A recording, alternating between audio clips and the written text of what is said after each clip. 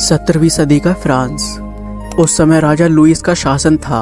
इसी समय एक रहस्यमय कैदी का नाम दर्ज हुआ जिसे बाद में लोग the man in the iron mask कहने लगे। साल 1669 में पहली बार इसका रिकॉर्ड मिलता है। इसे पिन्यरोल नाम की एक जेल में रखा गया था जो फ्रांस की सीमा पर बनी थी। उसके चेहरे पर हमेशा एक मुखौटा रहता था।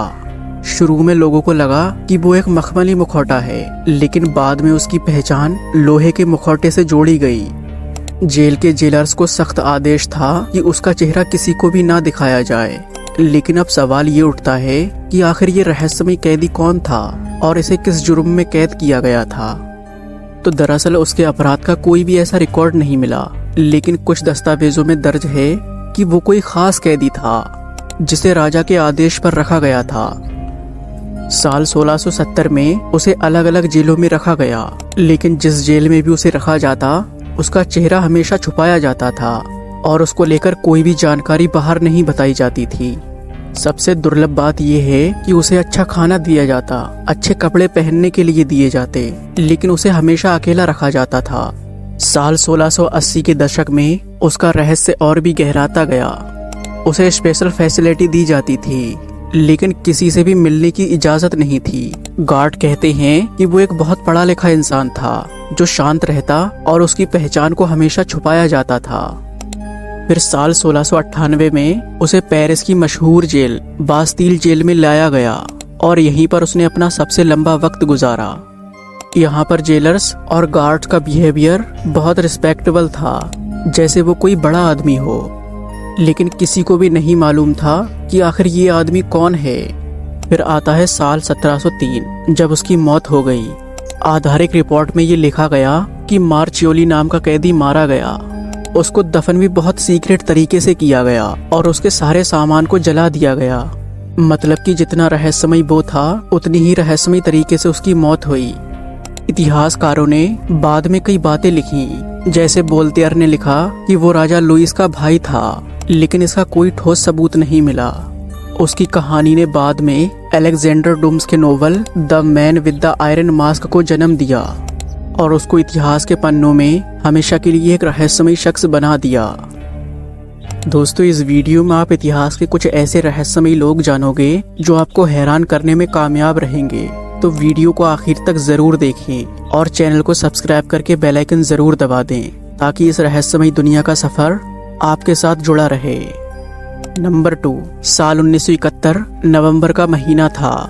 अमेरिका के नॉर्थ वेस्ट इलाके में एक आदमी ने ऐसा काम किया जो आज तक रहस्य बना हुआ है। इतिहास में उसका नाम दर्ज हुआ डीबी कूपर। वो एक नॉर्मल यात्री की तरह पोर्टलैंड से सेटल जाने वाले एक बोइंग 727 विमान पर चढ़ा, लेकिन उसके इरादे ठीक नहीं थे। प्लेन उड़ने के बाद वो शांत बैठा रहा। फिर कुछ देर बाद एक एयर होस्टेस को चिट्ठी दी। उसमें लिखा था कि उसके पास बम है और उसने अपनी एक मांग रखी, $2 लाख और 4 पैराशूट। एयरलाइन और पुलिस ने उसकी ये मांग मान ली और विमान सेटल उतरा। यात्रियों को उसने सुरक्षित उतार दिया और इसके बाद उसे पैराशूट और पैसे दे दिए गए। सबसे हैरानी की बात यह है कि ये सब उसने बहुत ही शांति तरीके से किया। वो किसी पर चिल्लाया नहीं, किसी को चोट नहीं पहुंचाई और फिर विमान को दोबारा उड़वाया। रात के अंधेरे में उसने पैराशूट बांधकर विमान से छलांग लगा दी और ये आखिरी बार था जब उसे किसी ने देखा था। इसके बाद हुई अमेरिका की सबसे बड़ी खोज। जंगलों, नदियों और पहाड़ों में तलाश हुई। FBI ने सैकड़ों लोगों से पूछताछ की, लेकिन ना कोई लाश मिली, ना कोई पैराशूट। बस 1980 के दशक में एक छोटे लड़के को नदी के किनारे कुछ पुराने नोट मिले। ये वही नोट थे जो कूपर को दिए गए थे, लेकिन इसके अलावा आज तक कोई सबूत नहीं मिला। कूपर की पहचान भी बहुत ही रहस्यमय रही। उसने टिकट डैन कूपर के नाम से खरीदा था, लेकिन मीडिया ने गलती से उसे डीबी कूपर कहा और यही नाम उसका मशहूर हो गया। उसका जुर्म साफ था, विमान हाईजैक करना, फिरौती लेना और फिर फरार हो जाना। लेकिन हैरानगी बस इसी बात की थी कि उसने किसी को कोई नुकसान नहीं पहुंचाया। उसकी चालाकी और रहस्यमय गायब हो जाना उसे इतिहास का सबसे अनोखा हाईजैकर बना देता है। सालों तक लोग कहते रहे कि शायद वो कूदकर मर गया, या फिर बचकर कहीं नई जिंदगी जीने लगा। लेकिन इसका असली रहस्य और सच कभी सामने नहीं आया। साल 2016 में FBI ने इस केस को आधारिक तौर पर बंद कर दिया। नंबर 3, 15वीं सदी का शुरुआती समय था। यूरोप में राज दरबारों और विद्वानों का दौर था। उसी समय एक रहस्यमय किताब लिखी गई जिसे वोयनिच मैन्यूस्क्रिप्ट कहा गया। ये किताब कोई नॉर्मल किताब नहीं थी, क्योंकि इसमें जो भाषा इस्तेमाल हुई थी वो किसी ज्ञात स्क्रिप्ट से मेल नहीं खाती थी। इसके अक्षर अजीब थे, शब्द ऐसे थे जिन्हें कोई पढ़ नहीं सकता था। यही किताब आज तक दुनिया की सबसे रहस्यमय किताब मानी जाती है। इस किताब को बहुत बारीकी से एनालाइज किया गया। इसके कागज, स्याही और लिखावट को बारीकी से जांचा गया। तब पता चला ये सचमुच 15वीं सदी की शुरुआत की लिखी हुई किताब है। जितनी रहस्यमय इस किताब की लिखावट है, उससे कहीं ज्यादा रहस्यमय इस किताब में बने चित्र हैं। इसमें पौधों की तस्वीरें थीं, लेकिन वो ऐसे पौधे हैं जिन्हें किसी ने भी नहीं देखा। इसमें एस्ट्रोनॉमी से जुड़े चार्ट थे, लेकिन उसमें बने चिन्ह किसी भी नाउन सिस्टम से अलग थे। इसमें औरतों की आकृतियां थीं जो किसी अजीब नहर या स्नान जैसी जगह पर दिखाई देती हैं। मतलब कि हर पन्ने पर रहस्य था और हर चित्र किसी अनजानी दुनिया की झलक दिखाता था। कहा जाता है कि ये किताब पवित्र रोमन सम्राट रुडोल्फ के पास थी। उसने इसे 600 सोने के सिक्कों में खरीदा था। उस समय ये अफवाह फैली कि ये किताब इंग्लैंड के दार्शनिक रोजर बेकन की लिखी हुई है, लेकिन इसका कोई भी आधारिक सबूत नहीं मिला। 17वीं शताब्दी के स्कॉलर्स और केमिसिस्ट ने इसे पढ़ने की कोशिश की, लेकिन कोई इसे पढ़ नहीं पाया। इस किताब में करीबन 250 पन्ने थे और हर पन्ने पर एक रहस्यमय लिखावट और एक चित्र। साल 1912 में इसका आधुनिक इतिहास शुरू हुआ, जब पोलैंड के एक किताब व्यापारी विल्फ्रेड वोयनिच ने इसे इटली की एक लाइब्रेरी से खरीदा। उसी के नाम पर यह किताब वोयनिच मैन्यूस्क्रिप्ट कहलाने लगी।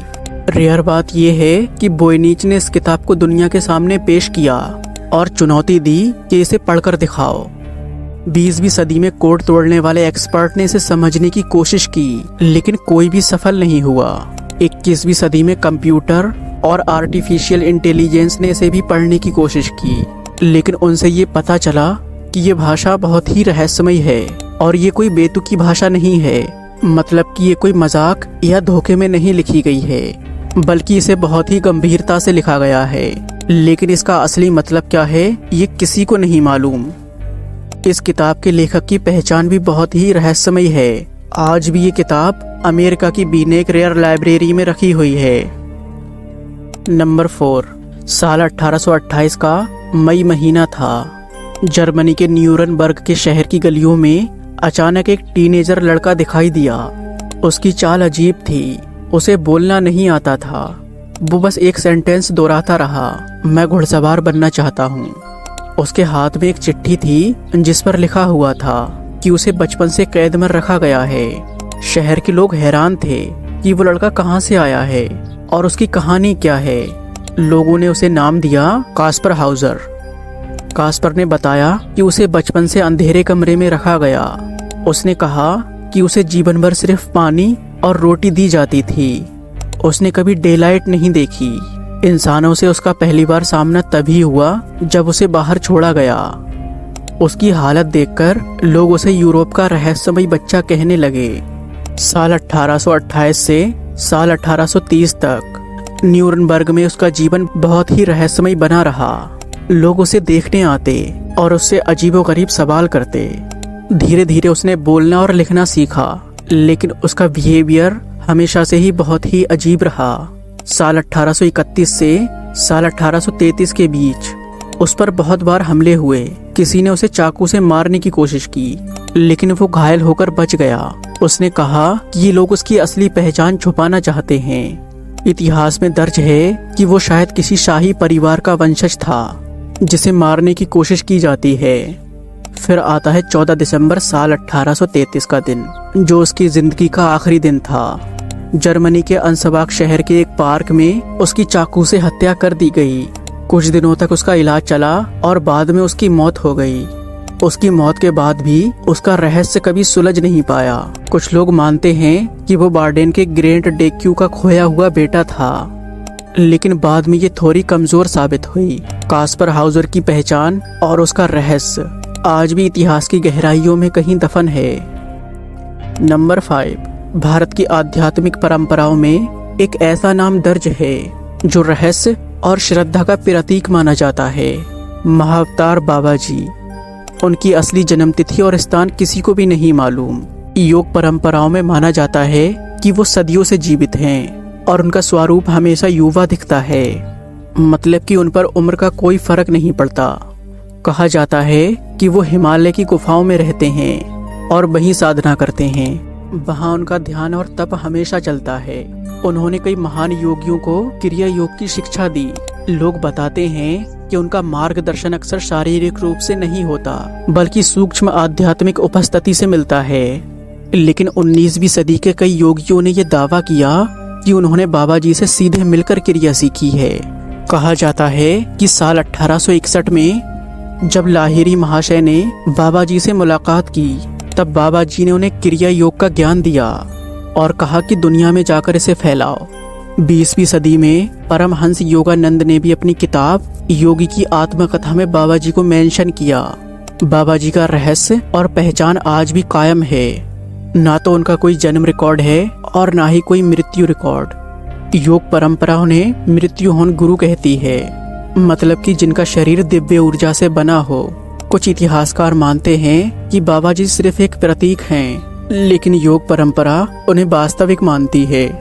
आज भी उनका नाम बहुत ही श्रद्धा से लिया जाता है और यही उनका सबसे बड़ा रहस्य है।